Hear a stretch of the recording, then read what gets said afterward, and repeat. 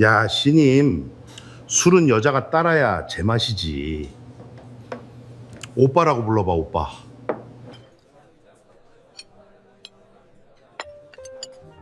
어떻게 예상을 벗어나질 않냐.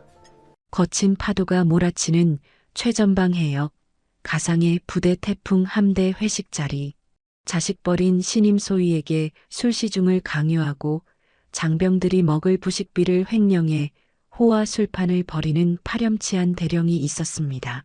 그는 겁에 질린 소위를 보며 오늘 밤 파트너라고 낄낄거렸어요. 하지만 그 더러운 손이 그녀의 어깨에 닿는 순간 대령의 군 생활은 격침되고 말았죠.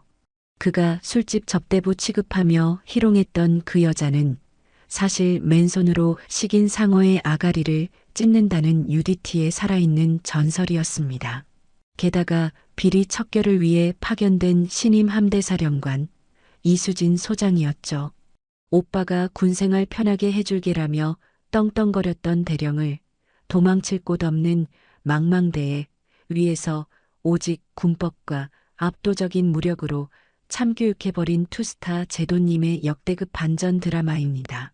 사연 시작 전 구독과 좋아요 부탁드립니다. 어디에서 듣고 계신지 댓글 남겨주시면 힘차게 인사드리겠습니다. 자, 다들 잔들어. 오늘 우리 태풍 함대에 아주 귀한 손님이 오셨어. 금요일 저녁 7시 함대장교 회관 블루오션. 전대장 박진상 대령의 얼굴은 이미 시뻘겋게 달아올라 있었습니다. 그의 옆에는 오늘갓 자대 배치를 받은 신임 소위 이수진이 각 잡힌 정복 차림으로 서 있었어요. 신임 소위 이수진, 명 받았습니다. 잘 부탁드립니다. 이수진이 우렁찬 목소리로 복창했습니다. 하지만 박 대령은 인상을 찌푸리며 새끼손가락으로 귀를 후볐어요. 박 대령이 짜증스럽게 말했습니다. 귀청 떨어지겠네. 야, 이소희. 군대는 목소리로 하는 게 아니야. 여자가 뻣뻣해서 어디다 쓰냐? 박 대령의 입에서 썩은 알코올 냄새가 훅 끼쳐왔습니다. 테이블 위에는 군남용이 아닌 외부에서 반입한 최고급 양주 로얄 살루트가 놓여 있었어요. 함정 유류비를 빼돌려 마련한 더러운 술이었죠. 자, 이소희. 여기 앉아. 박 대령이 자신의 옆자리를 손바닥으로 두드렸습니다. 이수진이 잠시 주저하자 박 대령의 눈빛이 매섭게 변했어요. 명령이다. 앉아. 이수진이 작게 대답했습니다. 예, 알겠습니다. 이수진이 엉거주춤 자리에 앉자마자 박 대령은 빈 잔을 그녀의 코앞에 들이밀었어요. 따라봐. 전 대장님, 저는 술을. 누가 마시래? 따르라고. 야, 이수진 소희. 너 임관할 때 안 배웠냐? 박 대령이 비릿한 웃음을 흘리며 이수진의 어깨에 팔을 걸쳤습니다. 우리 해군에는 말이야, 아름다운 전통이 하나 있어. 여군이 술을 잘 따라야 진급이 잘 된다는 전통. 여자가 따라주는 술맛이 전투력의 원천이라나 뭐라나. 주변에 앉아있던 함장들이 비굴하게 맞장구를 쳤어요. 역시 전 대장님 말씀이 법입니다. 명백한 성희롱이었습니다. 아니, 인격 모독이었죠. 이수진의 눈꺼풀이 파르르 떨렸습니다. 그녀의 정체는 사실 UDT 레전드이자 신임 함대사령관, 소장 계급이었어요. 지금 당장 저 썩어빠진 대령의 손목을 꺾어 테이블에 꽂아버릴 수도 있었지만 그녀는 참아야 했습니다. 아직이다. 꼬리 자르기로 끝낼 순 없어. 몸통까지 파내야 한다. 이수진은 굴욕을 삼키며 양주병을 들었어요. 황금빛 액체가 잔을 채우자 박 대령은 이수진의 손등을 끈적하게 쓰다듬었습니다.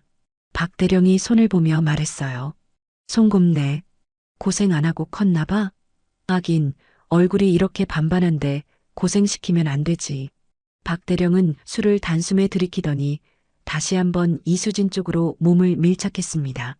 이소희, 너 군생활 편하게 하고 싶지? 그럼 나만 믿어. 오빠가 다 알아서 해줄게. 이수진이 최대한 정중하게 거부 의사를 밝혔어요. 전 대장님 말씀이 지나치십니다. 하지만 박 대령의 표정은 오히려 재미있다는 듯 일그러졌습니다. 지나쳐? 야, 내가 전대장이야. 이 부대 왕이라고. 내가 너 하나 영창 보내는 게 어려울 것 같냐? 아니면 배 타기 싫어서 튕기는 거야? 박 대령의 협박. 이것이 현실이었어요. 군대 내 성폭력 매뉴얼, 피해자 보호, 다 헛소리였습니다. 가해자가 지휘관이고 신고를 접수하는 감찰 라인까지 그와 한통속인 상황이었어요. 여기서 하지 마세요라고 외치는 순간 피해자는 부적응자나 항명범으로 낙인 찍혀 매장당하는 게 이 바닥의 생리였으니까요. 그래, 짖어라. 내 놈이 믿는 그 계급장이 내 목을 조르는 밧줄이 될 테니까. 이수진은 재킷 주머니 속에서 돌아가고 있는 녹음기를 확인하며 차가운 미소를 숨겼습니다. 아닙니다. 전 대장님. 이수진이 고개를 들고 연기를 시작했어요. 그럼 제가 뭐라고 불러드리면 되겠습니까? 박 대령이 말했습니다. 딱딱하게 전 대장님이 뭐야? 사석에서는 편하게 오빠라고 불러. 오마이너스 바. 해봐. 오빠? 박 대령은 자지러지게 웃었습니다. 그래. 바로 그거지. 살살 녹는다, 녹아. 박 대령은 흥분하며 지갑에서 5만 원권 몇 장을 꺼내 이수진의 가슴 포켓에 억지로 찔러 넣었어요. 이거 택시비 해. 그리고 이따가 2차 가면 오빠 옆에서 탬버린 좀 흔들어라. 기대할게. 술판은 무르익어갔고 박 대령의 추악한 손버릇은 점점 더 대담해졌습니다. 하지만 그는 꿈에도 몰랐어요. 자신이 오빠라고 부르라며 낄낄대던 이 여자가 사실은 군형법 제92조 23 강제추행과 성폭력 처벌법상 업무상 위력에 의한 추행의 증거를 완벽하게 수집하고 있는 저승사자라는 사실을 이수진은 거울에 비친 자신의 모습을 보며 속으로 뇌까렸습니다. 박진상 대령, 그 오빠 소리 판사 앞에서도 나오나 두고 보자. 그녀의 눈빛이 밤바다보다 더 깊고 어둡게 빛났습니다. 다음 날 점심시간, 태풍함대 소속 구축함 DDH-999함의 승조원 식당. 식사 정렬. 차례대로 배식받는다. 당직 사관의 고함 소리와 함께 수병들이 식판을 들고 줄을 섰습니다. 하지만 병사들의 표정은 도살장에 끌려온 소처럼 어두웠어요. 식당 입구에서부터 풍겨오는 정체불명의 비릿한 냄새 때문이었습니다. 신임 소위로 위장한 이수진은 자연스럽게 병사들 틈에 섞여 식판을 들었어요. 함정 근무 실태를 파악한다는 명분이었지만 진짜 목적은 병영식단 점검이었습니다. 야, 김이병. 오늘 메뉴 뭐냐? 식단표에는 소고기 묵국이랑 코다리 강정이라고 되어 있습니다. 앞에 서 있던 상병이 픽 웃으며 대꾸했어요. 소고기? 야, 이 배에서 소고기 구경한 지가 언젠지 기억이나 나냐? 오늘도 똥국이겠지. 이수진의 차례가 되었습니다. 조리병이 국자로 국을 퍼서 그녀의 식판에 담았어요. 그것은 국이라기보다는 흙탕물에 가까웠습니다. 소고기는커녕 무조차 제대로 보이지 않았고 둥둥 떠다니는 정체불명의 기름기에서는 쩐내가 진동했어요. 반찬으로 나온 코다리는 말라 비틀어져 돌덩이처럼 딱딱했고 김치는 쉬다 못해 곰팡이 냄새가 났습니다. 이수진은 자리에 앉아 국물을 한 숟가락 떠서 입에 넣었어요. 역겨움이 식도를 타고 올라왔습니다. 단순히 맛이 없는 수준이 아니었어요. 조미료 범벅으로 가리려 했지만 재료 자체가 이미 부패하기 시작한 상태였습니다. 이걸 사람이 먹으라고 만든 건가? 주변을 둘러보았어요. 한창 먹을 나이인 20대 초반의 청년들이 밥을 먹는 둥 마는 둥 깨작거리고 있었습니다. 몇몇은 아예 국은 손도 대지 않고 맨밥에 고추장만 비벼서 허겁지겁 배를 채우고 있었어요. 죄송합니다. 소희님 입에 안 맞으시죠? 맞은편에 앉은 김이병이 눈치를 보며 물었습니다. 삐쩍 마른 몸에 핏기 없는 얼굴이었어요. 영양실조가 의심될 정도였습니다. 너희들 항상 이렇게 먹어? 김이병은 황급히 대답했어요. 아닙니다. 가끔 특식도 나옵니다. 저번 달에는 군대리아도 나왔습니다. 하지만 눈동자는 흔들리고 있었습니다. 이수진의 주먹이 꽉 쥐어졌어요. 그녀가 국방부에서 확인했던 태풍 함대 급식 예산안에는 분명 1인당 최고 수준의 급식비와 1등급 한우 납품 내역이 찍혀 있었습니다. 그 많은 돈과 고기는 다 어디로 갔단 말인가. 그때 식당 스피커에서 함내 방송이 울렸어요. 알림. 함장님과 전대장님은 현재 함장실에서 전술토해 중이시다. 당번병 외에는 함장실 복도 접근을 금한다. 전술토해. 이수진은 먹다 만 식판을 치우고 자리에서 일어났습니다. 냄새가 났어요. 식판 위에 썩은 음식 냄새가 아닌 더 구역질 나는 범죄의 냄새가. 함교 아래 위치한 함장실 복도. 이수진은 발소리를 죽인 채 고양이처럼 은밀하게 움직였습니다. 병사 식당과는 공기부터 달랐어요. 쾌쾌한 짭냄새 대신 고소한 버터 향과 향긋한 와인 향기가 복도를 채우고 있었습니다. 접근 금지 팻말이 붙은 함장실 문 앞. 이수진의 시선이 문 옆에 내놓은 종량제 쓰레기 봉투에 꽂혔어요. 반투명한 봉투 밖으로 삐죽 튀어나온 붉은색 껍질. 그것은 랍스터였습니다. 그것도 아주 살이 꽉 찬 최고급 랍스터의 집게발이었어요. 그 옆에는 어제 봤던 로얄 살루트 38년산 빈 병과 최고급 한우 포장지가 처박혀 있었습니다. 병사들은 썩은 무조차 없어서 흙탕물을 마시는데 지휘관이라는 작자들이 랍스터에 한우 파티를 벌여. 이수진은 스마트폰을 꺼내 쓰레기 봉투 안의 내용물을 정밀 촬영했어요. 명백한 증거였습니다. 그때 함장실 안에서 박진상 대령과 함장의 웃음소리가 새어나왔습니다. 박 대령이 웃으며 말했어요. 역시 형님, 어떻게 랍스터를 배 위에서 쪄먹을 생각을 다 하십니까? 야, 최 함장, 너야말로 대단하다. 어떻게 감찰 나올 때마다 식자재 장부를 그렇게 감쪽같이 맞추냐? 함장 최중령의 목소리가 이어졌습니다. 간단합니다. 애들 먹이는 쌀이랑 고기 등급 좀 낮추고 부식업체한테 리베이트 좀 받으면 이 정도 랍스터는 매일 먹을 수 있죠. 어차피 병사놈들 사회 나가면 라면만 처먹던 놈들인데 똥국 좀 주면 어떻습니까? 주면 주는 대로 먹는 게 군발이 아닙니까? 맞아, 맞아. 개돼지들한테 한우가 웬 말이냐. 우리 같은 고급 인력이 잘 먹어야 나라를 지키지. 자, 한 잔해. 건배. 유리잔 부딪히는 소리가 이수진의 귓가를 때렸습니다. 이수진은 입술을 깨물어 피를 냈어요. 분노로 인해 시야가 붉게 물들었습니다. 이것은 단순한 도덕적 해이가 아니었어요. 군인의 먹거리는 단순한 식사가 아닙니다. 전투력 그 자체예요. 군형법 제75조 군수품 횡령. 군수품을 횡령하거나 부정한 방법으로 처분한 사람은 무기 또는 1년 이상의 징역에 처합니다. 특히 전시나 사변 시에는 사형까지 가능한 중범죄죠. 이들은 국가가 병사들의 건강을 위해 지급한 혈세를 자신들의 위장 속으로 쳐넣는 기생충들이었습니다. 게다가 헌법이 보장하는 장병의 기본권, 건강권 및 급식권을 지휘관이 앞장서서 짓밟고 있었어요. 이는 인권 침해이자 부대 전투력을 고의로 깎아먹는 이적 행위나 다름없었습니다. 기록해둬라, 박진상, 최함장.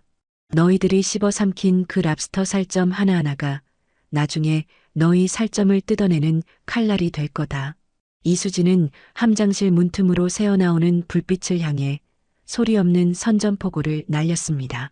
그녀의 손에 들린 스마트폰 화면 속에는 쓰레기통에 처박힌 랍스터 껍질과 병사들의 똥국 사진이 나란히 놓여 있었어요. 잔인할 만큼 선명한 대비였습니다. 거기 누구야? 그때 함장실 안쪽에서 인기척을 느꼈는지 최 함장의 날카로운 목소리가 들려왔어요. 이수진은 순식간에 표정을 지우고 어리버리한 소위의 가면을 다시 썼습니다. 충성, 신임 소위 이수진입니다.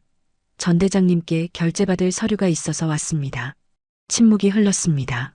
들어와. 이수진이 문을 열었어요. 방 안가득한 최고급 양주 냄새가 그녀를 맞이했습니다. 이제 호랑이 구란이 돼지우리 속으로 들어갈 시간이었습니다. 오후 4시 태풍의 간접 영향권에 든 바다는 사나웠습니다. 집채만한 파도가 방파제를 때리는 가운데 임무를 마친 3200톤급 구축함 DDH-999함이 입항을 시도하고 있었어요. 함수 1번 호줄, 육상으로 투척, 투척. 갑판 요원들이 굵은 밧줄을 부두 쪽으로 던졌습니다. 배를 부두에 고정하는 홑줄 작업이었어요. 해군에서 가장 위험하고 긴장되는 순간입니다. 신임 소위 이수진은 안전모를 쓰고 갑판 한 구석에서 작업을 지켜보고 있었어요. 하지만 그녀의 눈매는 평소의 어리버리한 모습이 아니었습니다. 매의 눈으로 갑판 장비를 스캔하고 있었어요. 홑줄 상태가 엉망이다. 소금물에 절어 하얗게 삭아버린 나일론 밧줄. 규정대로라면 진작 폐기하고 새 것으로 교체했어야 할 상태였습니다. 하지만 함장과 전대장이 정비 예산까지 횡령해 회식을 즐기는 동안 병사들의 생명줄은 썩어가고 있었어요. 당겨, 윈치가 마. 갑판장의 호각 소리에 맞춰 윈치가 굉음을 내며 돌아갔습니다. 팽팽하게 당겨진 홑줄이 비명을 질렀어요. 이수진의 귀에 섬유가 끊어지는 미세한 파열음이 포착되었습니다. 그녀의 고개가 번개같이 돌아갔어요. 낡은 홑줄이 한계를 못 이기고 비틀리고 있었습니다. 그 바로 앞에는 어제 식당에서 만났던 김이병이 아무것도 모른 채 서 있었어요. 스냅백 존. 장력이 걸린 밧줄이 끊어질 때 튕겨나가는 반동 구간이었습니다. 저 굵은 밧줄에 맞으면 뼈가 으스러지는 게 아니라 몸이 두 동강 납니다. 김이병, 피해.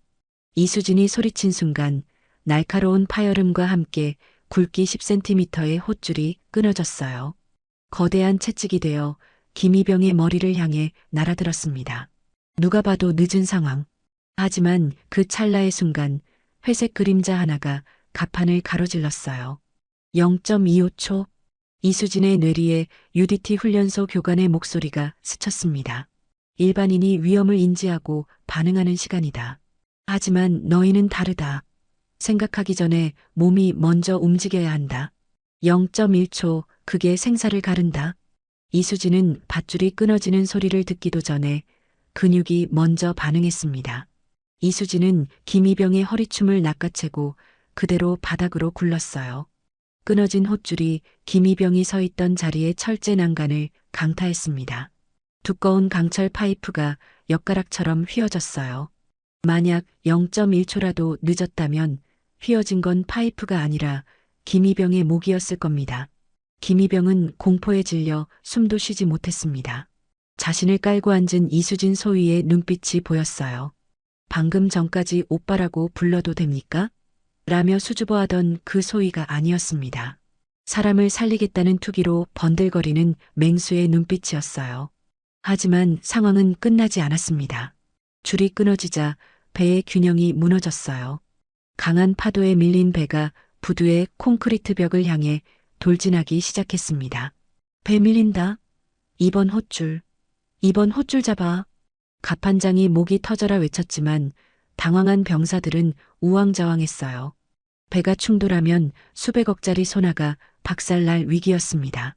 그때 이수진이 다시 튀어나갔어요. 그녀는 바닥에 굴러다니던 예비 홑줄을 낚아챘습니다. 무게만 40kg이 넘는 젖은 밧줄을 그녀는 마치 털실을 다루듯 한 손으로 휘감아 어깨에 맸어요. 비켜!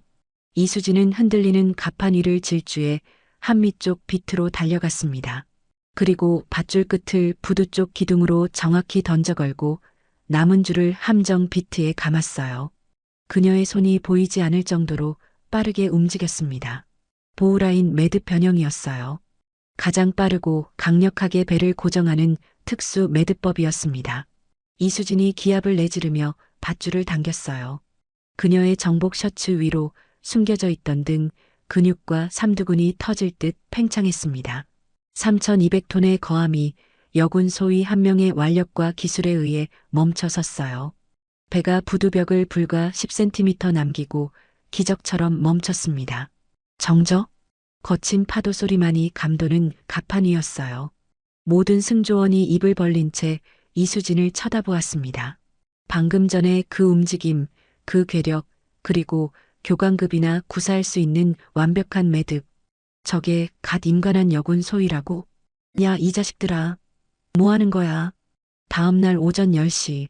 먼바다에서부터 밀려온 검은 먹구름이 항구를 뒤덮었습니다. 기상청은 태풍주의보를 발령했고 파고는 이미 사엠를 넘나들고 있었어요. 정박해 있는 3200톤급 구축함마저 휘청거릴 정도로 거친 날씨였습니다. 함교. 박진상 대령은 창밖의 성남 파도를 바라보며 초조하게 손톱을 물어뜯고 있었어요. 전 대장님, 커피 드십시오. 치워. 지금 커피가 넘어가. 박 대령이 비서병의 손을 탁 쳐냈습니다. 뜨거운 커피가 바닥에 쏟아졌어요. 그의 머릿속은 어제 일로 복잡했습니다. 어리버리한 줄 알았던 이수진 소위가 헛줄 사고를 수습하며 보여준 괴력, 그리고 함장실 쓰레기통을 몰래 촬영하던 가림자를 누군가 목격했다는 보고까지. 그 계집에 뭔가 있어. 그냥 놔두면 내 뒤를 캘 거야. 박 대령의 눈빛이 음습하게 번들거렸습니다. 그는 자신의 비자금 장부와 비리가 드러나는 것을 막기 위해서라면 무슨 짓이든 할 인간이었어요. 야, 작전관. 이수진 소위 지금 어디 있어? 침실에서 대기 중일 겁니다.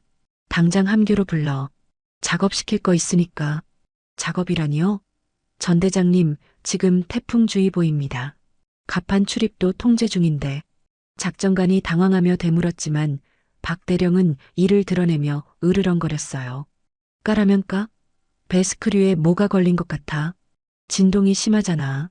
당장 확인해야 해. 잠시 후 이수진 소위가 함교에 들어섰습니다. 그녀는 이미 박 대령이 자신을 부른 의도를 간파한 듯 차분한 표정이었어요. 부르셨습니까? 이소희. 왔어? 다름이 아니라 배 뒤쪽 스크류에 폐그물 같은 게 걸린 것 같다. 아까 들어올 때 충격이 좀 있었거든. 박 대령은 뻔뻔한 거짓말을 늘어놓았습니다. 배는 어제 입항 이후 움직인 적이 없었어요. 그래서 말인데 내가 좀 들어가서 확인해봐라. 너 수영 좀 한다며? 어제 헛줄 잡는 거 보니까 힘도 좋더만. 함교에 있던 장교들의 얼굴이 사색이 되었습니다. 지금 파도 높이는 사임이었어요. 게다가 배 밑바닥은 소용돌이가 쳐서 전문 잠수사도 들어가길 꺼리는 구역이었습니다. 맨몸으로 들어가라는 건 죽으라는 소리나 다름없었어요. 전 대장님, 규정상 풍랑주의보 시 수중 작업은 금지되어 있습니다. 자살 행위입니다. 보다 못한 갑판사관이 나섰습니다. 하지만 박 대령은 기다렸다는 듯 고함을 질렀어요.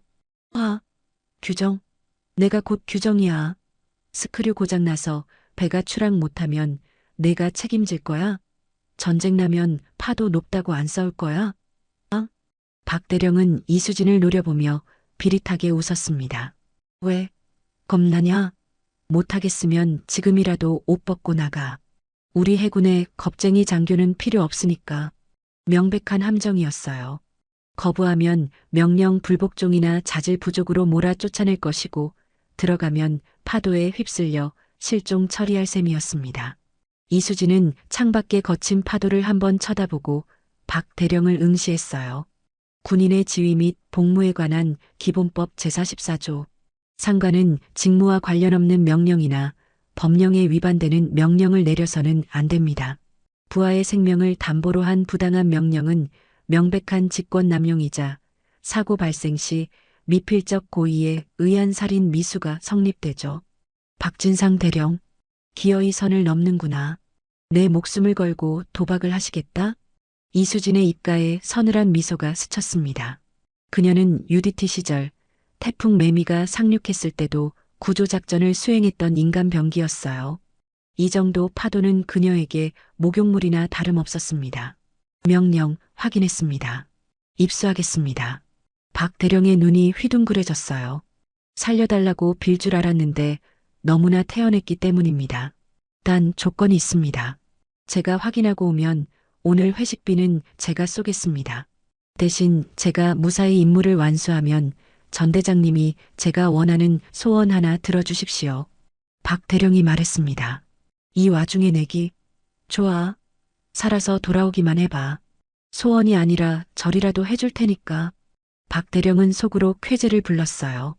전현이 제 발로 저승길을 가는구나. 10분 후 한미갑판. 폭우가 쏟아지는 가운데 이수진이 잠수복을 입고 섰습니다. 공기통 따위는 없었어요. 오리발과 물안경, 그리고 허벅지에 찬 대검 하나가 전부였습니다. 부하들이 울상을 지으며 말렸습니다. 이소희님, 정말 괜찮으시겠습니까? 지금이라도 못한다고 하십시오. 이수진은 덤덤하게 고개를 저었어요. 걱정 마라. 금방 다녀온다. 그녀는 난간 위에 섰습니다. 발 아래서는 시커먼 파도가 아가리를 벌리고 집채만 한 거품을 물고 있었어요. 이수진은 깊게 숨을 들이마셨습니다.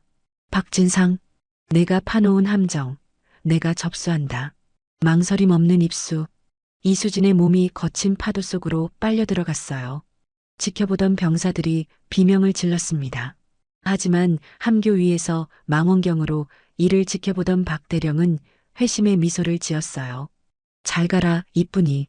익사체로 떠오르면 국립묘지에는 보내줄게. 하지만 박대령은 몰랐습니다. 물속에 들어간 순간 그녀는 소위 이수진이 아니라 심해의 포식자로 변한다는 것을, 그리고 그녀가 스크류에서 건져 올릴 것이 단순한 그물이 아니라 박대령의 목줄을 끊어놓을 결정적인 증거라는 것을. 시간은 어느덧 5분이 흘렀습니다. 성난 파도가 뱃잔을 때리는 소리만이 가득한 함교였어요. 숨막히는 정적 속에서 박진상 대령은 손목시계를 힐끔거리며 비릿한 미소를 지었습니다. 5분 지났다. 이 파도에 장비도 없이 5분이라. 숨 참다가 폐가 터졌거나 파도에 휩쓸려 어디 방파제에 처박혔겠구만. 박 대령은 혀를 차는 척하며 작전관을 돌아보았어요. 작전관, 상황실에 연락해. 익사체 수색 준비하라고. 보고서에는 무리한 단독 작업 중 본인 과실로 인한 실종이라고 적어. 알았어? 전 대장님, 그래도 아직 모릅니다. 조금만 더 기다려 보시죠. 시끄러워. 산 사람은 살아야지. 쟤 죽은 게 내 탓이야? 지가 객기 부리다 간 거지. 박 대령은 죄책감이라곤 눈곱만큼도 없는 얼굴로 커피를 홀짝였어요. 그 시각 갑판에 나와 있던 병사들은 발을 동동 구르며 바다만 쳐다보고 있었습니다. 칠흑 같은 바다는 한 사람의 생명을 집어삼키고도 무심하게 넘실거렸죠. 어제 목숨을 빚진 김이병은 난간을 붙잡고 눈물을 흘리고 있었습니다. 하지만 그 시각 물속의 상황은 박 대령의 예상과는 정반대였어요. 수심 10의 말에 거친 수면 위와 달리 바닷속은 고요했습니다. 이수진은 추진기 날개 위에 한 손으로 매달려 있었어요. 그녀의 심박수는 분당 40회였습니다. 돌고래 수준으로 산소 소모량을 극한까지 낮춘 수중 명상 상태였죠. UDT 시절 그녀는 손발이 묶인 채 수심 20m에서 탈출하는 생존 수영 교관이었습니다. 고작 5분의 잠수 따위는 그녀에게 몸풀기 체조나 다름없었어요. 이수진은 허리춤에서 방수 랜턴을 켰습니다. 거대한 스크류 축 사이에 무언가 걸려 있었어요. 박 대령 말대로 그물일까요? 아니군. 이수진의 눈매가 날카로워졌습니다. 그것은 그물이 아니었어요. 선체 하부 은밀한 공간에 강철 와이어로 칭칭 감겨 고정된 검은색 방수 가방 3개였습니다. 이건 밀수품이다. 군함을 이용해 면세 구역인 공해상에서 물건을 건네받는 수법. 박 대령과 함장이 랍스터와 양주를 처먹을 수 있었던 돈줄이 바로 이것이었어요. 아마 태풍 때문에 수거를 못하고 놔뒀다가 파도에 흔들려 스크류 쪽에 걸린 모양이었죠. 이수진은 대검을 꺼내 와이어를 끊어냈습니다. 묵직한 가방 3개를 한 번에 챙긴 그녀는 스크류를 발판 삼아 힘차게 도약했어요. 전 대장님, 저기 보십시오. 함교에서 망원경을 보고 있던 당직병이 비명을 질렀습니다. 박 대령이 귀찮다는 듯 고개를 돌렸어요. 왜 시체라도 떠올랐냐? 아닙니다. 사람입니다. 올라옵니다. 거대한 파도가 갑판을 덮치고 물러간 순간 난간 위로 검은 손 하나가 걸쳤습니다. 모두가 경악한 사이 이수진이 물이 뚝뚝 떨어지는 몸을 이끌고 갑판 위로 솟구쳐 올랐어요. 마치 지옥에서 돌아온 터미네이터 같은 모습이었습니다. 그녀의 등에는 무거운 방수 가방 3개가 밧줄로 엮여 매달려 있었죠. 병사들이 환호성을 지르며 달려갔지만 이수진은 손을 들어 제지했어요. 그녀는 거친 숨 하나 몰아쉬지 않고 젖은 머리카락을 쓸어 넘기며 함교를 향해 서늘한 눈빛을 쏘아 올렸습니다. 잠시 후 함교 문이 열리고 이수진이 들어왔어요. 바닷물에 젖은 잠수복 차림 그대로 그녀는 박 대령 앞에 섰습니다. 복귀했습니다. 박 대령은 귀신이라도 본 듯 뒷걸음질 쳤어요. 너 어떻게? 전 대장님 말씀대로 스크류에 이물질이 걸려 있더군요. 제거했습니다. 이수진은 등 뒤에 메고 있던 검은 가방 3개를 박 대령 발밑에 던졌어요. 지퍼가 살짝 열린 틈 사이로 비닐에 쌓인 5만 원권 현금 뭉치와 금괴가 번쩍였습니다. 폐그물인 줄 알았는데 아주 비싼 그물이더군요. 박 대령의 얼굴이 사색이 되었습니다. 자신이 밀수업자에게 받기로 했던 뇌물과 비자금이었어요. 그걸 이수진이 건져 올린 거죠. 전 대장님, 혹시 알고 계십니까? 이수진이 나지막이 입을 열었습니다. 그녀의 목소리는 밖의 천둥 소리보다 더 위압적이었어요. 군인의 지위 및 복무에 관한 기본법 제44조. 상관은 직무와 관련 없는 명령이나 법령에 위반되는 명령을 내려서는 안 된다. 이수진은 한 걸음 더 다가갔습니다. 박 대령은 압도적인 기세에 눌려 주저앉을 뻔했어요. 또한 부하의 생명을 담보로 한 부당한 명령은 명백한 직권남용이자 사고 발생 시 미필적 고의에 의한 살인 미수가 성립됩니다. 방금 전 대장님은 저를 죽이려 하셨습니다. 맞습니까? 전곡을 찌르는 팩트 폭격이었죠. 함교에 있던 모든 장교들이 숨을 죽였습니다. 저 어리버리한 소위의 입에서 법조항이 줄줄 나올 줄은 상상도 못했기 때문이었어요. 이게 진짜 돌았나? 어디서 눈을 똑바로 뜨고 내가 시켰어? 내가 자원한 거잖아. 박 대령은 횡설수설하며 발뺌하려 했지만 이미 떨리는 다리는 그를 지탱하지 못하고 있었습니다. 공포였어요. 그것은 계급장에서 나오는 것이 아니라 죽음의 문턱을 넘고 돌아온 인간이 뿜어내는 살기에서 오는 것이었죠. 이수진은 웃으며 젖은 손으로 박 대령의 어깨를 툭툭 털었습니다. 약속하신 소원 잘 기억해 두십시오. 조만간 청구하겠습니다. 이수진은 젖은 가방을 챙겨 들고 함교를 나갔어요. 그 뒷모습을 보며 박 대령은 식은땀을 줄줄 흘렸습니다. 저 여자는 소희가 아니다. 저건 괴물이다. 그날 밤 11시 태풍 함대 장교 숙소였어요. 이수진은 침대에 걸터 앉아 스마트폰을 보고 있었습니다. 화면에는 오늘 낮 함장실 쓰레기통에서 찍은 랍스터 사진과 바다에서 건져 올린 밀수품 사진이 떠 있었죠. 증거는 차고 넘친다. 이제 내일 취임식에서 터뜨리기만 하면. 갑자기 철문이 부서져라 울렸습니다. 문 열어. 헌병대다. 이수진이 미처 반응하기도 전에 문이 벌컥 열리고 무장한 헌병 4명이 들이닥쳤어요. 그 뒤로 박진상 대령이 의기양양한 표정으로 걸어 들어왔습니다. 이수진 소위, 너를 군사기밀보호법 위반 및 국가보안법 위반 혐의로 긴급 체포한다. 지금 뭐 하시는 겁니까? 이수진이 침착하게 묻자 박 대령은 다짜고짜 그녀의 스마트폰을 낚아챘어요. 뭐 하냐고? 내가 간첩질한 증거 압수하는 중이다.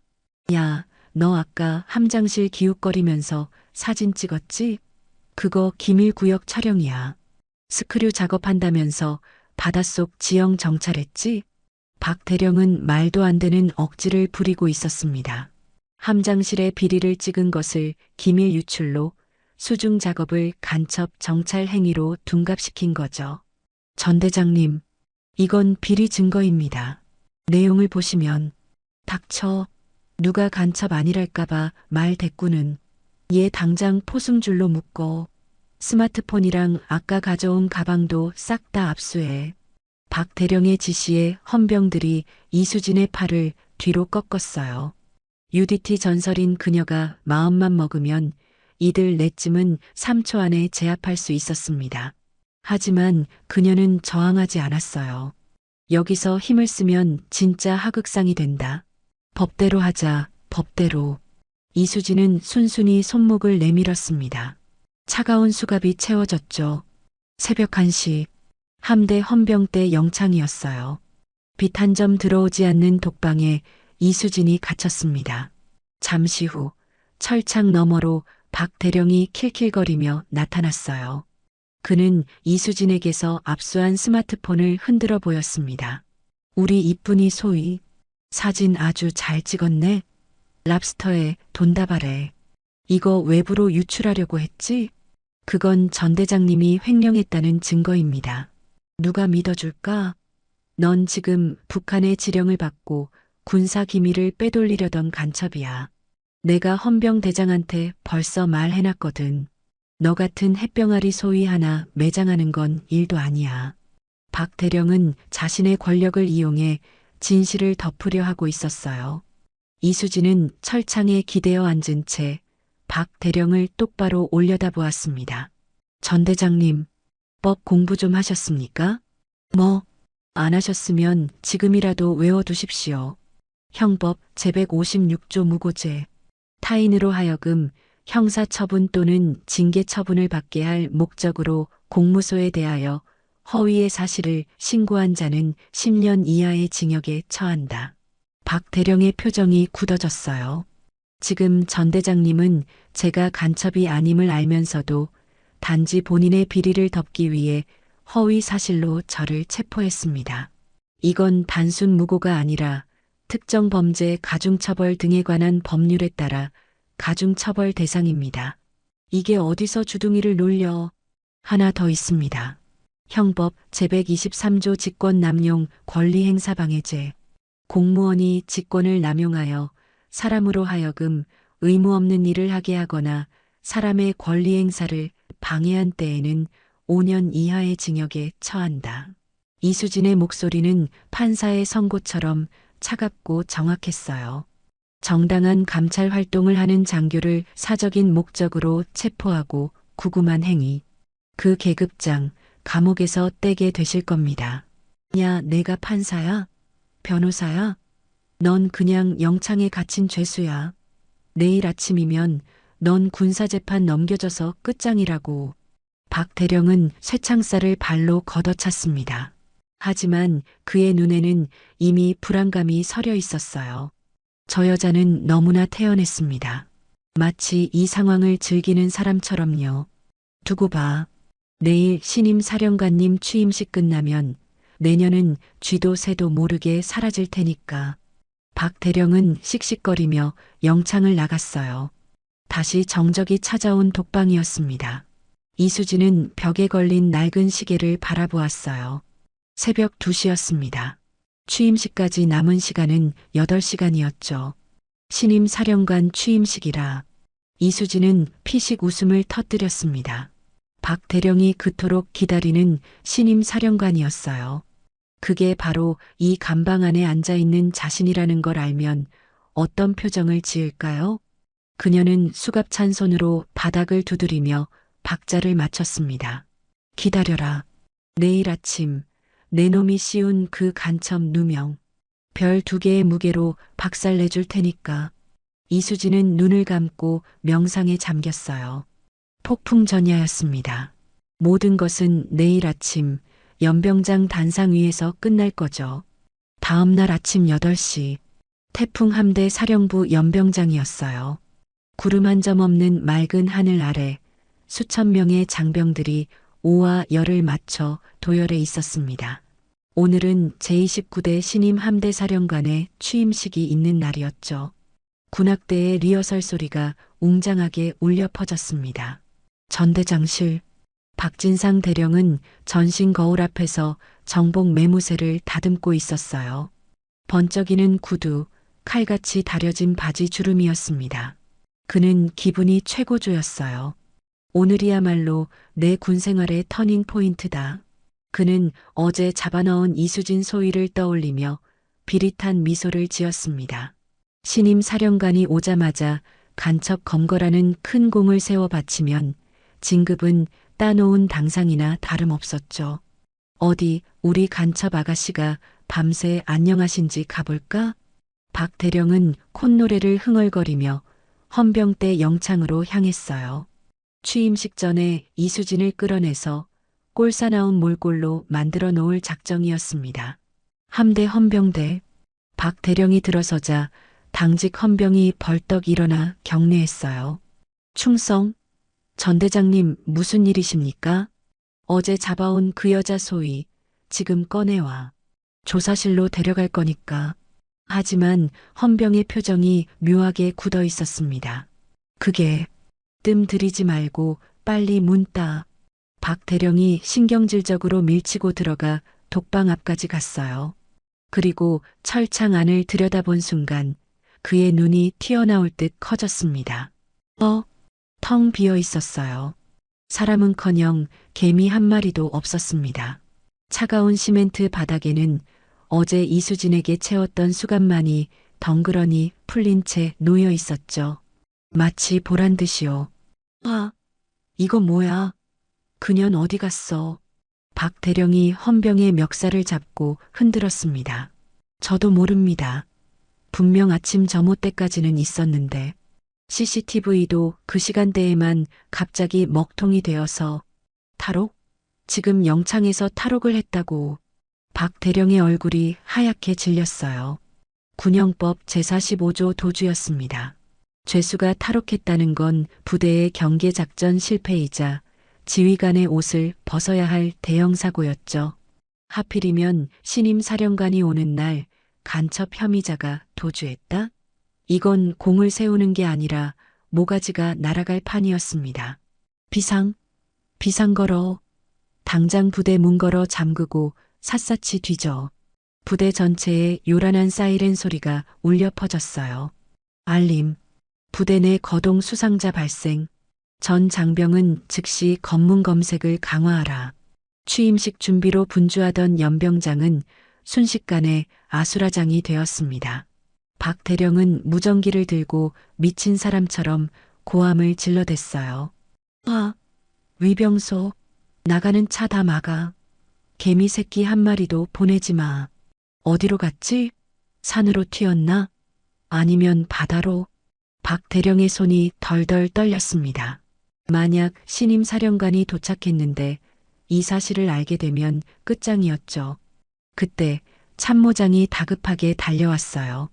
전 대장님, 큰일 났습니다. 신임 사령관님 차가 벌써 정문 통과하셨답니다. 5분 뒤면 연병장 도착입니다. 벌써? 박 대령은 눈앞이 캄캄했어요. 범인은 놓쳤고 행사는 시작됩니다. 그는 짧은 순간 머리를 굴렸어요. 그래, 차라리 선수 치자. 어차피 이수진은 멀리 못 갔을 겁니다. 신임 사령관에게 간첩이 침투해서 추격 중이라고 보고하고 자신이 직접 잡는 모습을 보여주면 오히려 더 드라마틱한 연출이 될 수도 있었죠. 야, 함장. 너 애들 풀어서 연병장 주변 포위해. 그년 보이면 즉시 사살해도 좋아. 간첩이니까. 박 대령은 도끼 어린 눈으로 명령했습니다. 이제는 증거고 뭐고 이수진을 죽여서 입을 막는 게 최우선이었어요. 잠시 후 취임식 사회자의 목소리가 스피커를 타고 흘러나왔습니다. 지금부터 제29대 태풍 함대 사령관 취임식을 거행하겠습니다. 단상 아래 박 대령은 식은땀을 닦으며 초조하게 서 있었어요. 그의 옆에는 이수진을 잡아넣는데 동조했던 최 함장과 헌병 대장도 사색이 되어 서 있었습니다. 전 대장님 못 찾으면 우리 다 죽는 거 아닙니까? 닥쳐. 사령관님 오시면 내가 바로 보고할 거야. 북한 공작원이 침투해서 내가 맡고 있다고. 그때였습니다. 검은색 세단이 단상 뒤편에 멈춰 섰어요. 박 대령은 침을 삼켰습니다. 드디어 오셨다. 그는 마음속으로 시나리오를 짰어요. 사령관이 내리면 가장 먼저 달려가서 거수 경례를 하고 비장한 표정으로 현재 간첩 소탕 작전 중입니다. 라고 외치는 거죠. 차 문이 열렸습니다. 하지만 차에서 내린 것은 사령관이 아니라 웬 노신사 한 명뿐이었어요. 사령관님은? 박 대령이 어리둥절해하는 사이 사회자의 멘트가 이어졌습니다. 부대 차렷, 신임 함대 사령관님께 대하여 경례. 웅장한 팡파르가 울려 퍼졌어요.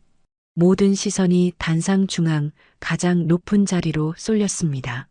단상 뒤쪽에 커다란 장막이 걷히며 주인공이 등장할 차례였죠. 박 대령도 홀린 듯 단상 위를 올려다보았습니다. 그런데 박 대령의 눈이 의심으로 가득 찼어요. 단상 위로 걸어 나오는 인물이었습니다.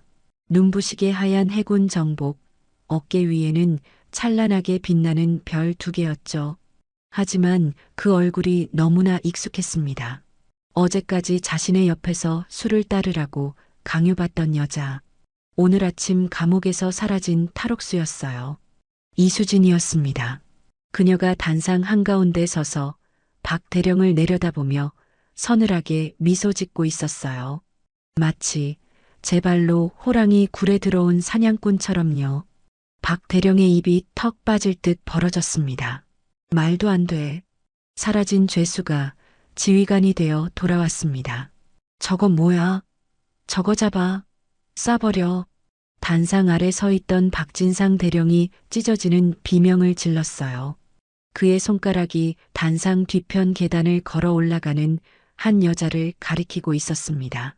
역광 때문에 얼굴은 잘 보이지 않았지만 체격과 실루엣은 분명했어요.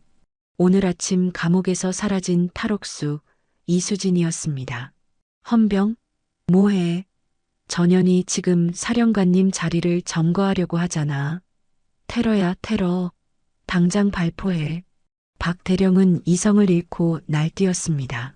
신임 사령관이 도착하기 직전인 이 신성한 취임식장에 감히 간첩 혐의자가 난입하다니요. 이건 자신의 목이 날아가는 것을 넘어 부대 전체가 뒤집어질 대형 보안 사고였죠.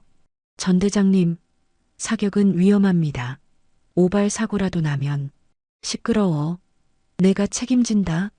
쏴. 죽여서라도 끌어내려.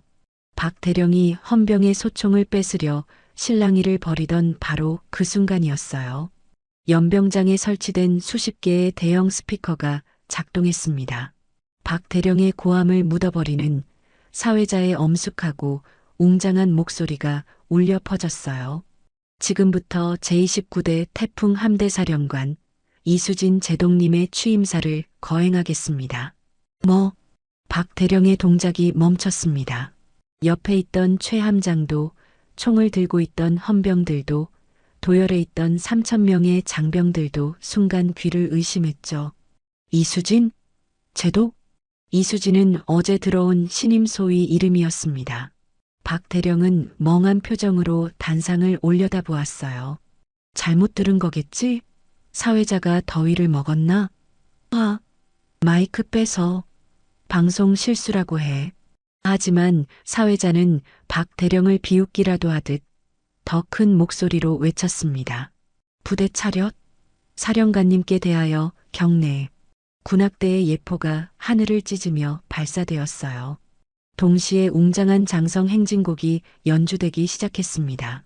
단상 위에 서 있던 그 여자, 역광 속에 가려져 있던 그녀가 천천히 몸을 돌려 연병장을 그리고 박 대령을 내려다보았어요. 구름에 가려졌던 태양이 때마침 모습을 드러내며 그녀를 비췄습니다. 박 대령은 눈이 부셔 손으로 앞을 가렸어요. 하지만 그 손가락 사이로 들어온 잔상은 그의 뇌를 파괴하기에 충분했습니다. 새하얀 해군 동정복, 가슴에 달린 휘황찬란한 약장과 UDT 휘장이었어요. 그리고 무엇보다 그녀의 어깨 위 견장에서 황금빛으로 번쩍이는 2개의 별이었습니다. 소위인 줄 알았던 다이아몬드가 소장의 별로 변해 있었어요. 그녀는 더 이상 이뿐이 소위가 아니었습니다. 이 바다를 지배하는 절대자, 투스타 제독이었죠. 필승, 3,000명의 장병들이 일제히 거수 경례를 올렸습니다. 수천 명의 함성이 합쳐진 소리는 거대한 파도처럼 박 대령을 덮쳤어요. 박 대령의 고막이 멍해졌습니다. 다리에 힘이 풀려 휘청거렸죠. 말도 안 돼, 이게 무슨. 그의 머릿속에서 지난 24시간의 기억이 주마등처럼 스쳐 지나갔습니다. 여자가 따라야 술맛이 나지. 오빠가 군생활 편하게 해줄게. 너 간첩이지? 감방에서 썩게 해줄게. 자신이 투스타 제독에게 술시중을 시키고 엉덩이를 치고 심지어 간첩 누명을 씌워 감옥에 가뒀다는 사실이었어요. 이것은 단순한 실수가 아니었습니다. 군형법 제64조 상관 모욕 및 제52조 상관에 대한 특수폭행이었죠. 아니, 그 어떤 법 조항을 갖다 대도 자신은 이미 죽은 목숨이나 다름없었습니다. 단상 위에 이수진 제독이 마이크를 잡았어요. 그녀의 차가운 시선이 넋이 나간 채 서 있는 박진상 대령에게 꽂혔습니다. 그녀가 마이크를 두드리자 연병장에 정적이 흘렀어요. 아, 마이크 테스팅. 그녀의 목소리였습니다. 어제 회식 자리에서 오빠라고 불러도 됩니까? 라고 수줍게 묻던 그 목소리였어요. 하지만 지금은 얼음장처럼 차가운 지휘관의 톤이었습니다. 반갑습니다. 신임 사령관 이수진 소장입니다. 이수진은 단상 아래 사색이 되어 떨고 있는 박 대령을 보며 입꼬리를 살짝 올렸어요. 거기 맨 앞줄에 계신 분, 낯이 있군요. 모든 시선이 박 대령에게 쏠렸습니다. 박 대령은 숨이 턱 막혀 아무 말도 할 수 없었어요. 오줌을 지릴 것 같은 공포가 그를 지배했습니다. 어제 저한테 그러셨죠? 군대는 목소리가 아니라 눈치로 하는 거라고. 이수진의 목소리가 스피커를 타고 쩌렁쩌렁 울렸어요. 그런데 어쩌나. 우리 전 대장님은 눈치가 없어도 너무 없으시네. 제독한테 술 따르라고 시키고 제독을 간첩이라고 잡아넣고. 박 대령은 과호흡이 온 듯 가슴을 부여잡았습니다. 주변에 있던 최 함장과 헌병 대장은 이미 바닥에 주저앉아 벌벌 기고 있었죠. 박진상 대령. 이수진이 그의 이름을 불렀어요. 사형 선고와도 같은 호명이었습니다. 왜 경례 안 하나? 어제는 오빠라고 부르라더니 오늘은 내가 먼저 인사해 주길 바라나? 그제야 정신이 든 박 대령이 비명에 가까운 소리를 지르며 손을 올렸어요. 필승.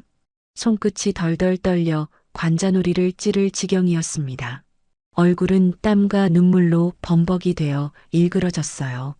가장 높은 곳에 서 있는 별과 가장 낮은 곳에서 떨고 있는 비리 군인이었습니다. 이수진은 그 꼴을 내려다보며 어제 박 대령이 했던 말을 그대로 돌려주었어요. 목소리가 작다. 귀청 떨어지게 크게 해라. 안 그러면 내 놈 군생활은 여기서 끝이니까. 태양보다 뜨거운 분노와 바다보다 차가운 응징이 시작된 순간이었습니다. 박 대령은 깨달았죠. 자신이 건드린 것은 햇병아리 소위가 아니라 이 바다의 재앙 그 자체였음을. 단상 위에 선 이수진 제독은 천천히 선글라스를 벗었습니다. 그녀의 날카로운 눈빛이 단상 바로 아래 사시나무 떨듯 떨고 있는 박진상 대령의 정수리에 꽂혔죠. 다들 쉬어. 이수진의 짧은 명령에 장병들이 열중쉬어 자세를 취했습니다. 보통의 취임식이라면 친애하는 장병 여러분으로 시작하는 훈화가 이어져야 했어요. 하지만 이수진은 품에서 미리 준비한 A사 용지 한 장을 꺼냈습니다. 오늘 취임사는 생략한다. 대신 우리 부대에 기생하고 있는 암세포 제거 수술을 먼저 집도하겠다. 암세포? 박 대령의 심장이 덜컥 내려앉았어요. 이수진은 종이를 들어 올리며 스피커가 터져나갈 듯 또렷한 목소리로 낭독을 시작했습니다. 피의자, 소속 제99전대, 계급 대령, 성명 박진상. 박 대령의 이름이 호명되자 연병장이 술렁거렸어요. 박 대령은 다리가 풀려 옆에 있던 의자를 붙잡고 겨우 서 있었습니다. 본 사령관은 지난 3일간 신분을 위장하고 제99전대의 실태를 감찰했다. 그 결과 확인된 박진상 대령의 범죄 사실을 전 장병 앞에서 고지한다. 이수진의 입에서 범죄 사실이라는 단어가 나오자 박 대령은 헐떡이며 소리쳤어요. 사령관님, 오해십니다. 그건 장난이었습니다. 친밀감의 표현이었고 조용히 해. 이수진이 낮게 으르렁거렸습니다.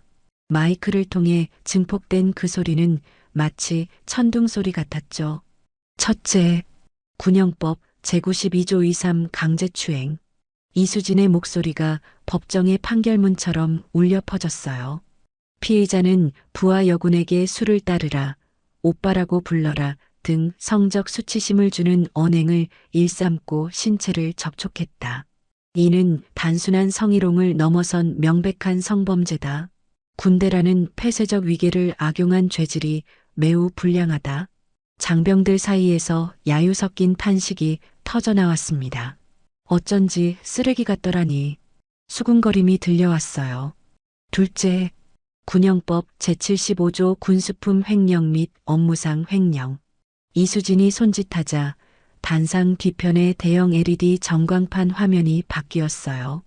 어제 이수진이 함장실 쓰레기통에서 찍은 랍스터 껍질과 병사들의 똥국 식판 사진이 나란히 띄워졌습니다.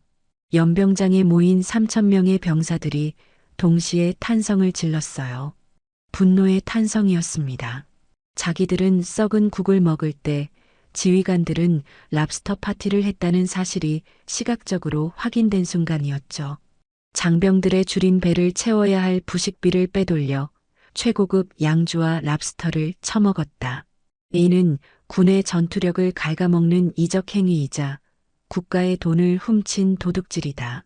박 대령의 얼굴은 이제 흙빛을 넘어 시체처럼 하얗게 변해 있었어요. 아닙니다. 저건 함장이 시킨 겁니다. 저는 모릅니다. 박 대령이 옆에 있던 최 함장을 가리키며 발버둥 쳤지만 최 함장 역시 고개를 푹 숙인 채 벌벌 떨고 있을 뿐이었습니다. 하지만 진짜 결정타는 이제부터였어요. 셋째, 특정범죄 가중처벌 등에 관한 법률 위반 및 직권남용. 전광판 화면이 다시 한번 바뀌었습니다. 이번에는 엑셀 파일 하나가 띄워졌어요. 바로 최 함장의 금고 깊숙한 곳에 숨겨져 있던 이중 장부였습니다. 그리고 그 옆에는 이수진이 바다에서 건져 올린 금괴와 현금 다발 사진이 떴죠. 여기 적힌 내역 보이나? 박진상 대령 상납금, 유류 밀반출 수익. 내 놈이 태풍 함대를 사유화해서 뒷주머니를 채운 증거다. 박 대령은 비명을 지르며 주저앉았어요. 완벽하게 숨겼다고 생각했던 비밀 장부가 전광판에 대문짝만하게 생중계되고 있었습니다. 이수진은 종이를 접어 주머니에 넣고 단상 앞으로 걸어 나왔어요. 그리고 주저앉은 박 대령을 내려다보며 마이크 없이 육성으로 외쳤습니다. 박진상 대령, 살려주십시오. 제동님, 한 번만 봐주십시오. 제가 눈이 삐었습니다. 제가 미쳤습니다. 박 대령은 체면도 내던지고 연병장 바닥에 머리를 찌우며 빌기 시작했어요. 수천 명의 부하들이 보는 앞에서 벌어지는 추태였습니다. 이수진은 싸늘하게 웃으며 고개를 저었어요. 늦었어. 내가 어제 나한테 그랬지? 군대는 눈치라고. 아니, 군대는 법이고 원칙이다. 이수진은 뒤에 대기하던 헌병대장에게 눈짓했습니다. 이번엔 박 대령의 꼬붕이 아닌 상급 부대에서 파견 나온 수사관들이었어요. 현 시간부로 박진상 대령과 최 함장 그리고 가담자 전원을 긴급 체포한다. 수사관들이 박 대령에게 달려들어 팔을 꺾었습니다. 어제 이수진이 찾던 그 은색 수갑이 이번에는 박 대령의 양손목에 채워졌죠. 이거 나 전대장이야. 이거 안 나. 박 대령이 발악했지만 수사관들은 그를 개처럼 질질 끌고 갔어요. 끌려가는 박 대령을 향해 이수진이 마지막 쐐기를 박았습니다. 박 대령, 변호사 선임해라. 아주 비싼 사람으로 써야 할 거야. 그녀는 손가락 3개를 펴보였어요. 성범죄, 횡령, 무고죄. 징역 20년은 좋게 나올 테니까 감옥에서 콩밥 먹으면서 내가 병사들한테 먹인 똥국 맛이 어떤지 뼈저리게 느껴봐. 안 돼. 사령관님, 제동님. 박 대령의 처절한 절규가 멀어지자 연병장에는 다시 정적이 찾아왔습니다. 하지만 그 정적은 공포가 아니었어요. 묵은 체증이 내려가는 듯한 시원함이었습니다. 병사들의 눈빛이 반짝이기 시작했죠. 이수진은 흐트러진 정복을 다시 매만지고 마이크 앞에 섰어요. 그리고 굳어있는 장병들을 향해 부드럽게 하지만 힘있게 말했습니다. 쓰레기는 치웠다. 오늘 점심은 똥국 아니다. 전원 특식이다. 이상 3,000명의 함성이 태풍처럼 연병장을 뒤덮었습니다. 단상 위에서 빛나는 두 개의 별이었어요.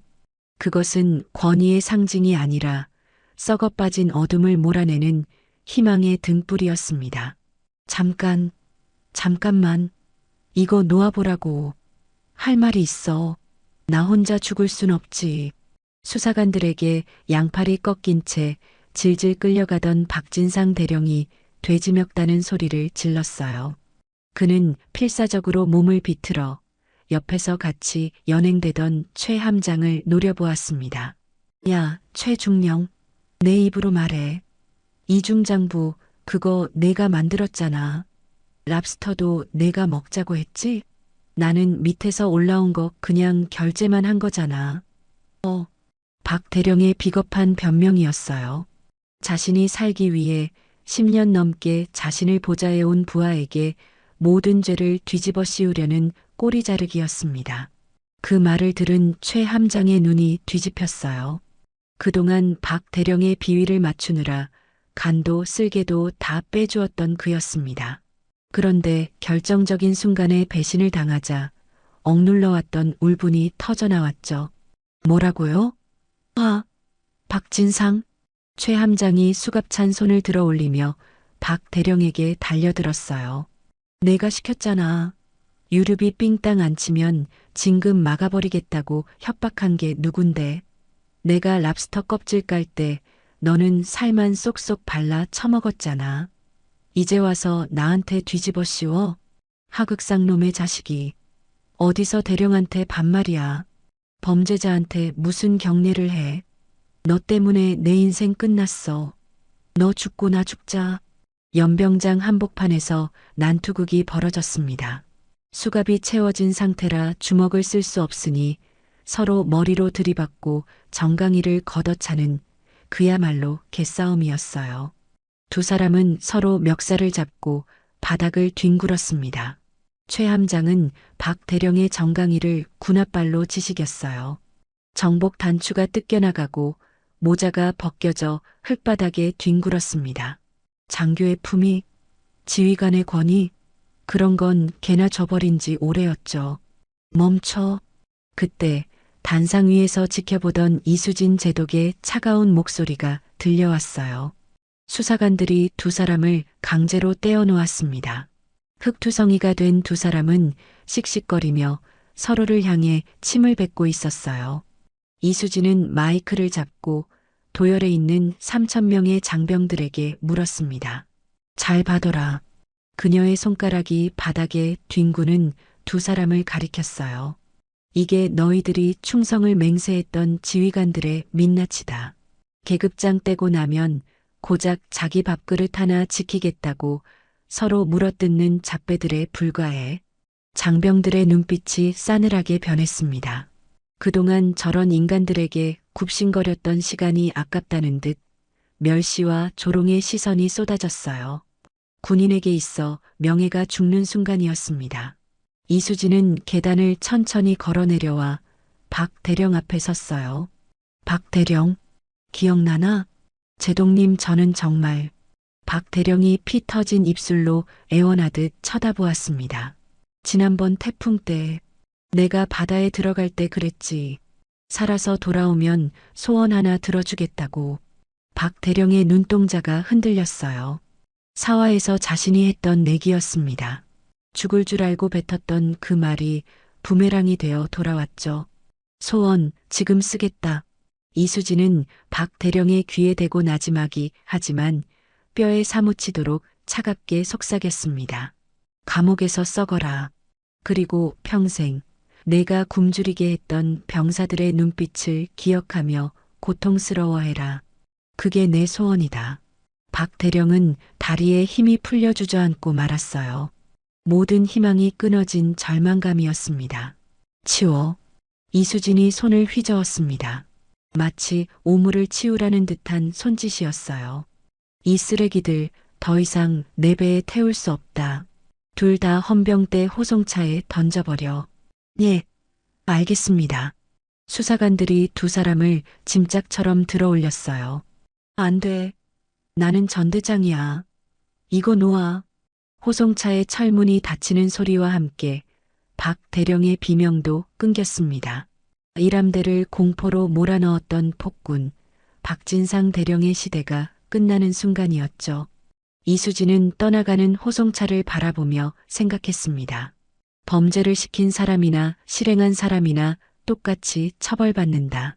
시키니까 했다는 변명은 법정에서 통하지 않아. 위법한 명령을 따른 것 또한 군인으로서의 책임을 저버린 행위니까. 둘은 이제 감옥이라는 좁은 방에서 평생 서로를 원망하며 썩어가겠지. 호송차가 떠나고 흙먼지가 가라앉은 연병장이었어요. 이수진은 온 매무새를 다듬고 다시 단상 위로 올라갔습니다. 그리고 굳어있는 장병들을 향해 처음으로 환하게 웃어 보였어요. 자, 청소 끝났다. 그녀의 한마디에 긴장했던 병사들의 어깨가 풀어졌습니다. 어둡고 칙칙했던 구름이 걷히고 바다 위로 눈부신 햇살이 쏟아지고 있었어요. 그날 저녁 6시, 비리가 휩쓸고 지나간 태풍 함대의 군항 부두였어요. 평소 같으면 점호 준비로 삭막했을 시간이지만 오늘은 분위기가 달랐습니다. 부두 입구에서부터 고소한 냄새가 진동하고 휘황찬란한 조명이 어두운 바다를 밝히고 있었어요. 야, 김이병, 저거 봐라. 저거 실화냐? 미쳤다. 진짜 호텔이 통째로 온 거 아닙니까? 병사들의 눈이 휘둥그레졌습니다. 부두 광장에는 커다란 출장 뷔페 트럭 10대가 줄지어 서 있었고 하얀 천이 덮인 테이블 위에는 산의 진미가 끝도 없이 펼쳐져 있었어요. 지글지글 굽히는 티본 스테이크, 얼음 위에 놓인 자연산 모둠회, 김이 모락모락 나는 갈비찜이었습니다. 그리고 병사들이 꿈에서나 그리던 붉은색 랍스터가 산더미처럼 쌓여 있었죠. 함장실 쓰레기통에 처박혀 있던 그 랍스터가 이제야 주인을 찾아 병사들의 식탁 위로 돌아온 것입니다. 자, 전원 주목. 테이블 맨 앞 이수진 제독이 마이크를 잡았어요. 그녀는 정복 재킷을 벗고 소매를 걷어붙인 편안한 차림이었습니다. 하지만 어깨의 투스타 계급장은 조명을 받아 그 어느 때보다 따뜻하게 빛나고 있었어요. 오늘 메뉴는 내가 정했다.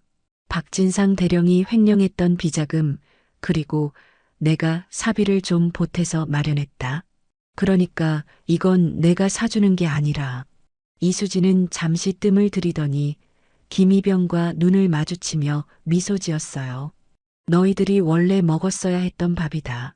돌려주는 것뿐이니 부담 갖지 말고 배 터질 때까지 먹어라. 실시. 와. 3,000명의 함성이 밤하늘을 찔렀습니다. 병사들이 접시를 들고 음식 앞으로 돌격했어요. 평소 짬밥 냄새만 맡던 그들에게 눈앞의 음식은 기적이었습니다. 야, 이거 스테이크 육즙 봐라. 나 랍스터 처음 먹어봐. 진짜 맛있다. 여기저기서 감탄사가 터져나왔어요. 어제 헛줄 사고로 죽을 뻔했던 김이병은 접시에 담긴 랍스터 집게발을 멍하니 바라보고 있었습니다.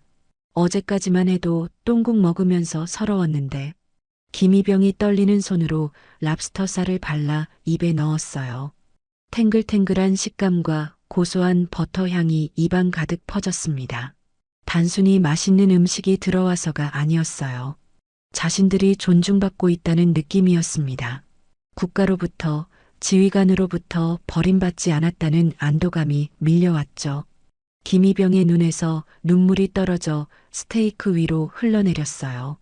옆에 있던 선임들도 후임들도 말없이 밥을 먹다 눈시울을 붉혔습니다. 맛이 없나? 왜 다들 울면서 먹어?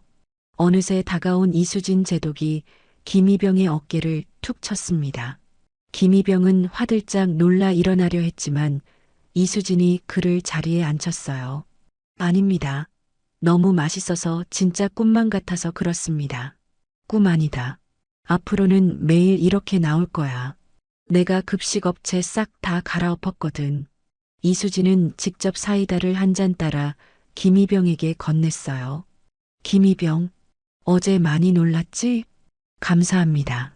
제동님이 아니었으면 저는 고맙다는 말은 내가 해야지.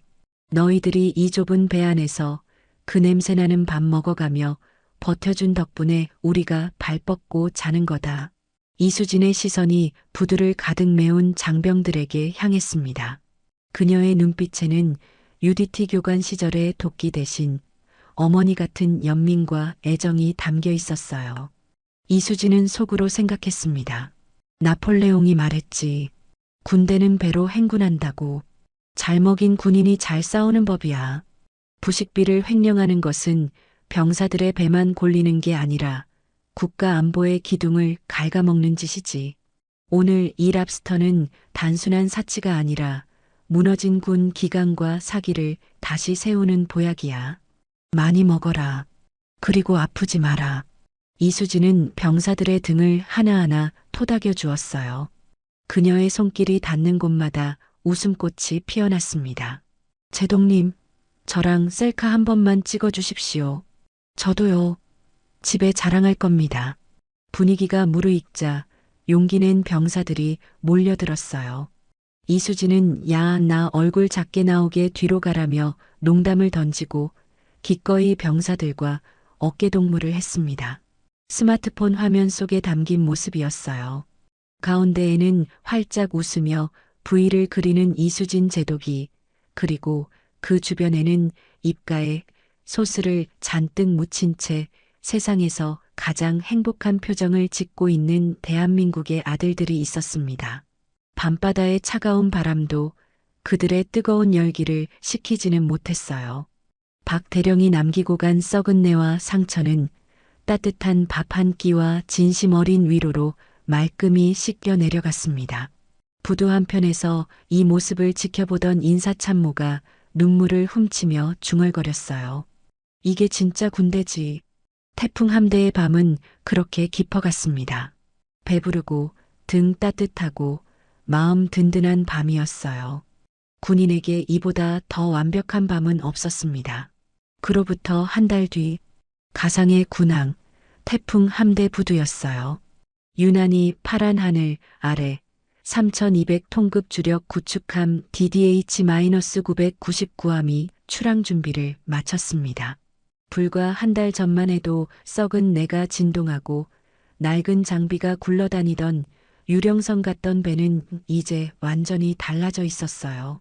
갑판에는 하얗게 빛나는 새 홑줄이 튼튼하게 감겨 있었고 배의 굴뚝에서는 엔진이 힘차게 돌아가는 연기가 피어올랐습니다. 무엇보다 달라진 것은 바람에 실려오는 냄새였죠. 오늘 점심 제육볶음 냄새 죽이는데? 조리장이 그러는데 오늘 고기 1등급 들어왔답니다. 갑판 작업을 하는 수병들의 얼굴에는 기름기가 돌았고 목소리에는 활기가 넘쳤어요. 똥국과 갑질이 사라진 자리를 정당한 대우와 자부심이 채우고 있었습니다. 함교, 이수진 제독이 사령관석에 앉아 쌍안경으로 먼 바다를 응시하고 있었어요. 출항 준비 완료했습니다. 사령관님. 새로 부임한 함장이 절도 있게 보고했습니다. 그는 박 대령 라인이 아닌 실력으로 인정받은 참군인이었죠. 좋아. 홑줄 걷어. 이수진의 짧은 명령이 떨어지자 갑판 위 병사들이 일사불란하게 움직였어요. 욕설과 고함 대신 정확한 구호와 수신호만이 오갔습니다. 이것이 바로 진짜 군대였죠. 거대한 백고동 소리가 항구를 울렸습니다.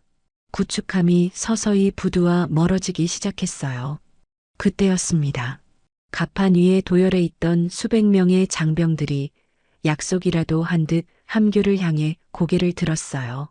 맨 앞줄에는 홑줄 사고에서 살아남아 건강해진 김희병이 서 있었습니다.